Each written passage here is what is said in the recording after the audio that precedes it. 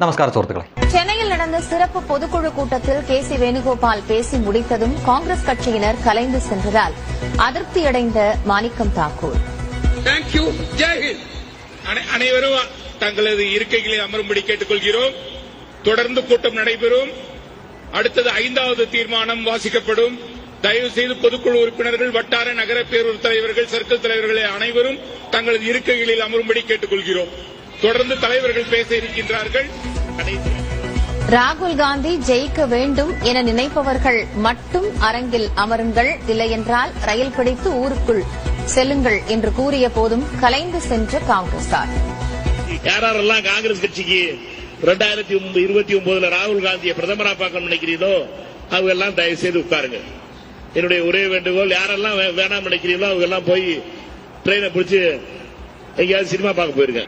തമിഴ്നാട്ടിൽ കോൺഗ്രസിന്റെ ഒരു സമ്മേളനം നടന്നപ്പോൾ നമ്മുടെ ഇവിടെ നിന്നുള്ള കെ.സി. വേണുഗോപാൽ സംസാരിച്ചതിന് ശേഷം അവിടെയുള്ള കോൺഗ്രസ് നേതാവായിട്ടുള്ള മാണിക്കം ടാഗോർ എന്ന വ്യക്തി പ്രസംഗത്തിന് മുന്നോടിയായിട്ട് അദ്ദേഹം പറയുകയാണ്, 2029 രാഹുൽ ഗാന്ധിയെ പ്രധാനമന്ത്രിയായിട്ട് കാണാൻ ആഗ്രഹിക്കുന്നവർ അവിടെ ഇരുന്നാൽ മതി, അല്ലാത്തവർ വണ്ടിയോ വല്ല ട്രെയിനോ ഒക്കെ പിടിച്ച് വല്ല സിനിമയ്ക്കോ മറ്റോ ഒക്കെ പോകാനുള്ളവർക്ക് പോകാം എന്ന് പറയുമ്പോൾ അവിടെ ആ സമ്മേളനത്തിൽ വന്നിരുന്ന ആളുകൾ തന്നെ എണീറ്റ് പോകുന്ന ആ കാഴ്ചയാണ്, ആ വീഡിയോ ആണ്, അതിലെ ദൃശ്യമാണ് നിങ്ങൾ കണ്ടത്. ഇന്ന് അവസ്ഥയൊന്ന് ഓർത്ത് വയ്ക്കുക, കോൺഗ്രസിൻ്റെ അവസ്ഥ.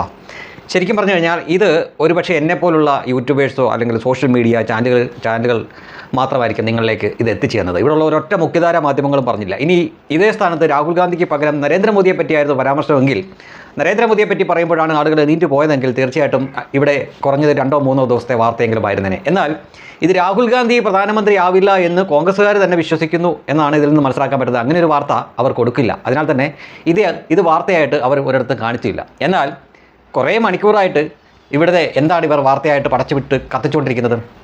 ബ്രൂണോ എന്ന രാജ്യത്ത് ശ്രീകണ്ഠൻ നായരുടെ കുഞ്ഞമ്മയുടെ മോനെ കണ്ടെന്നോ, അയാൾക്ക് പണ്ടത്തെ പിടിവിട്ടാപ്പള്ളി സുകുമാരക്കുറുപ്പിൻ്റെ ചായയോ കാപ്പിയോ ഉണ്ടെന്നോ, ഹാഷ്മിയുടെ കൊച്ചാപ്പയുടെ മോനാണെന്നോ, അങ്ങനെയുള്ള എല്ലാ കഥകളാണ് ഇവർ വാർത്തയായിട്ട് പടച്ചു വിട്ടുകൊണ്ടിരിക്കുന്നത് ഇവിടെ. അത് ഏറ്റുപിടിക്കാൻ മനോരമ പോലുള്ള മാധ്യമങ്ങളും.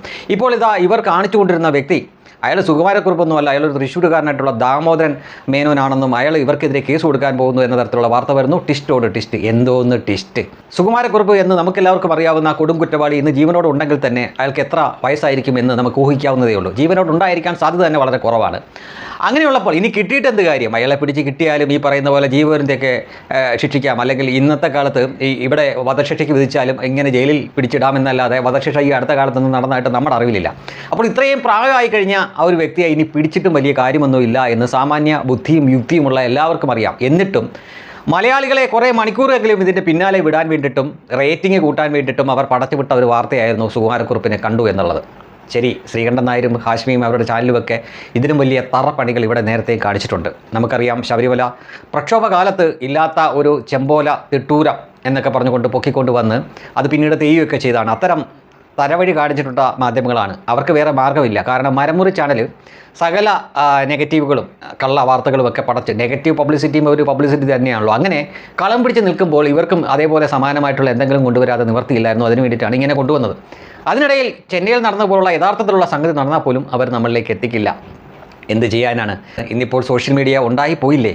എന്തുകൊണ്ടാണ് അംബാനിയോട് ഇവർക്ക് ഇപ്പോഴും ഇത്ര കലി എന്ന് നിങ്ങൾ ആരെങ്കിലും ചിന്തിച്ചിട്ടുണ്ടോ? സ്വാഭാവികമായിട്ടും ഇന്ന് അംബാനിയേക്കാൾ വലിയ കോടീശ്വരന്മാർ അല്ലെങ്കിൽ സമ്പന്നർ നമ്മുടെ ഇന്ത്യയിൽ തന്നെയുണ്ട്. പക്ഷേ ഇപ്പോഴും അവർ അദാനി എന്നും അംബാനി എന്നൊക്കെ പറയുന്നുണ്ട്. അതും പ്രത്യേകിച്ച് അംബാനി ജിയോ കൊണ്ടുവന്നില്ലായിരുന്നുവെങ്കിൽ നമുക്ക് ഇപ്പോഴും നെഹ്റുവും ഇന്ദിരാഗാന്ധിയും രാജീവ് ഗാന്ധിയും ഒക്കെ മഹാന്മാർ തന്നെയായിരുന്നേനെ. പക്ഷേ ഈ വളരെ ചീപ്പ് റേറ്റിൽ ജിയോയും ഇൻ്റർനെറ്റും ഒക്കെ കിട്ടി തുടങ്ങിയപ്പോഴാണ് നമ്മൾ പഠിച്ചതൊന്നും ആയിരുന്നില്ല ചരിത്രമെന്ന് നമ്മൾ തിരിച്ചറിഞ്ഞത്. ഇതൊന്നും ഇല്ലായിരുന്നുവെങ്കിൽ നമുക്ക് ഈ പപ്പു അഥവാ രാഹുൽ ഗാന്ധി ഇപ്പോൾ മഹാനായി മാറിക്കഴിഞ്ഞേനെ. പക്ഷേ എന്ത് ചെയ്യാം, അതിനു മുമ്പ് തന്നെ നമ്മുടെ കയ്യിൽ വളരെ കുറഞ്ഞ നിരക്കിൽ ഇൻ്റർനെറ്റ് വന്നു കഴിഞ്ഞല്ലോ. അപ്പോൾ കോൺഗ്രസിൻ്റെ ചരിത്രമൊക്കെ തിരിച്ചറിയാൻ ജനങ്ങൾക്ക് പറ്റിയത് ഈ അംബാനി കാരണമാണ് എന്ന ബോധ്യം അവർക്കുണ്ട്. അതുകൊണ്ടാണ് അവർ അംബാനിയെ ഇപ്പോഴും ചീത്ത വിളിച്ചുകൊണ്ടിരിക്കുന്നത്. അവർ മാത്രമല്ല, കമ്മ്യൂണിസ്റ്റുകാരും. അവരൊക്കെ ഇല്ലായിരുന്നുവെങ്കിൽ ഈ ജിയോ വന്നതോടുകൂടി മറ്റ് ഇൻ്റർനെറ്റ് പ്രൊവൈഡർമാർക്കും റേറ്റ് കുറയ്ക്കേണ്ടതായിട്ട് വന്നു. അതുകൊണ്ടാണ് തീർച്ചയായിട്ടും നമുക്ക് ഇത്ര കുറഞ്ഞ ചിലവിൽ ഇപ്പോൾ ഈ ഇൻ്റർനെറ്റൊക്കെ ഉപയോഗിക്കാൻ പറ്റുന്നത്. അതുകൊണ്ട് ഒരുപാട് സത്യങ്ങൾ നമ്മൾ തിരിച്ചറിഞ്ഞു. അല്ലായിരുന്നുവെങ്കിൽ രാഹുൽ ഗാന്ധിയെയൊക്കെ നമ്മൾ ഇപ്പോഴും ഈ പണ്ട് നെഹ്റുവിനെയും ഇന്ദിരയും രാജീവ് ഗാന്ധിനെയൊക്കെ ഇവർ മഹത്വവൽക്കരിച്ച് ബിംബവൽക്കരിച്ച് വെച്ചതിൻ്റെ ബാക്കി പത്രമായിട്ട് ഈ മന്ദബുദ്ധിയെയും നമ്മൾ തലയിലേറ്റി നടക്കേണ്ടി വന്നേനെ. അതുണ്ടാവാതെ ഇരിക്കാനുള്ള പ്രധാനപ്പെട്ട കാരണം തന്നെ ജിയോ വിപ്ലവമായിരുന്നു. അതിൻ്റെ ദേഷ്യം അവർക്കില്ലാതിരിക്കുകയോ, അതാണ് ജിയോയുടെ ഉടമയെ ഇപ്പോഴും അവർ ചീത്ത പിടിച്ചുകൊണ്ടിരിക്കുന്നത്. അവരൊക്കെ ഇല്ലായിരുന്നുവെങ്കിൽ ഈ നമ്മുടെ തൊട്ട് അയൽ സംസ്ഥാനത്ത് നടന്ന കോൺഗ്രസിൻ്റെ ഈ സമ്മേളനത്തിൽ രാഹുൽ ഗാന്ധി 2029 പ്രധാനമന്ത്രിയായിട്ട് കാണണം, അല്ലെങ്കിൽ അദ്ദേഹത്തെ കാണുമെന്ന് ആഗ്രഹമുള്ളവർ അവിടെ ഇരുന്നാൽ മതി, അല്ലാത്തവർ പൊക്കോളാൻ പറഞ്ഞപ്പോൾ പകുതിയിൽ കൂടുതൽ ആളുകൾ എണീറ്റ് പോകുന്ന കാഴ്ചയൊന്നും നമുക്കിവിടെ ഇരുന്ന് കാണാൻ പറ്റില്ലായിരുന്നു.